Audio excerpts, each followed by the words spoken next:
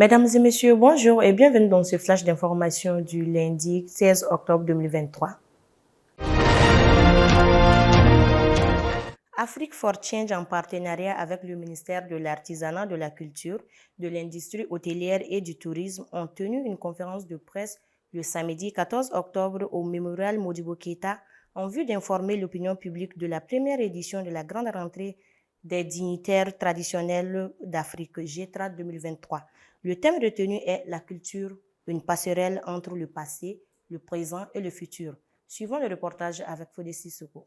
Dans l'optique de réaffirmer l'identité et la souveraineté africaine, African Initiative for Change a tenu un point de presse ce samedi 14 octobre au Mémorial Modibo Keïta en prélude de la grande rentrée des dignitaires traditionnels d'Afrique pour sa première édition qui se tiendra du 9 au 10 novembre prochain. Nous avons initié un projet, une activité qui s'appelle la grande rentrée des dignitaires traditionnels d'Afrique qui nous permettra de réunir tous les dignitaires africains au Mali.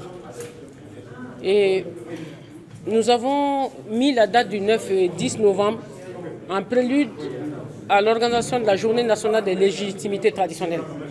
Et c'est aussi pour donner une plateforme d'échange non seulement aux dignitaires maliens, mais aux dignitaires africains.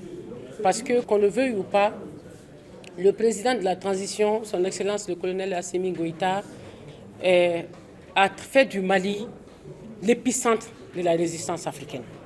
De par sa force de résistance, sa vision, son engagement, son abnégation pour tenir sa mission. Et donc de ce fait, le Mali a été positionné comme l'épicentre de la résistance africaine. Et au niveau militaire, nous avons déjà été bien positionnés. Mais au niveau civil, nous voyons l'opportunité de faire du Mali une plateforme civile forte qui va porter cette vision, qui va porter cette lutte pour nous permettre d'atteindre l'objectif que nous nous sommes fixés, non seulement pour le Mali, mais pour l'Afrique.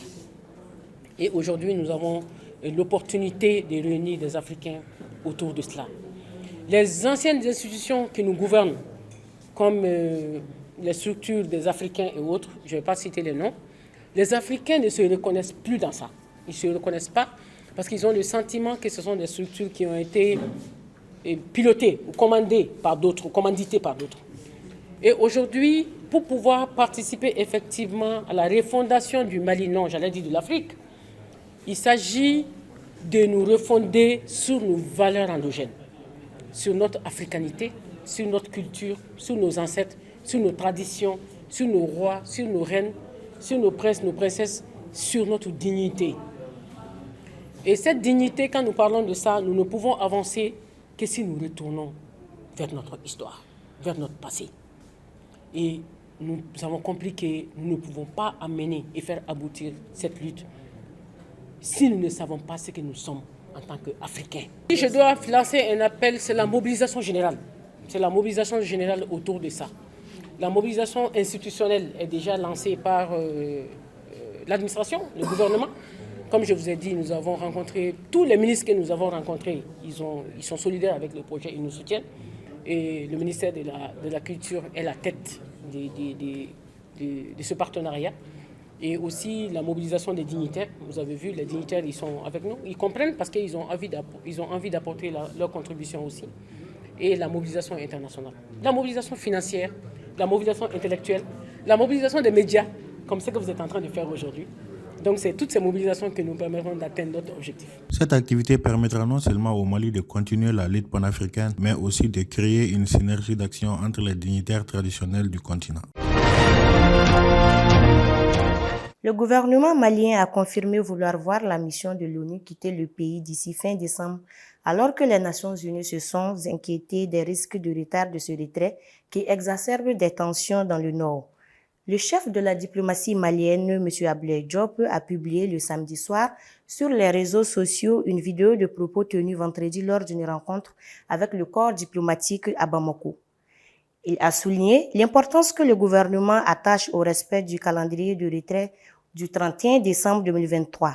Le gouvernement n'envisage d'extension de ce délai, donc tout doit être fait pour que le travail de l'aménagement puisse être clôturé d'ici le 31 décembre 2023.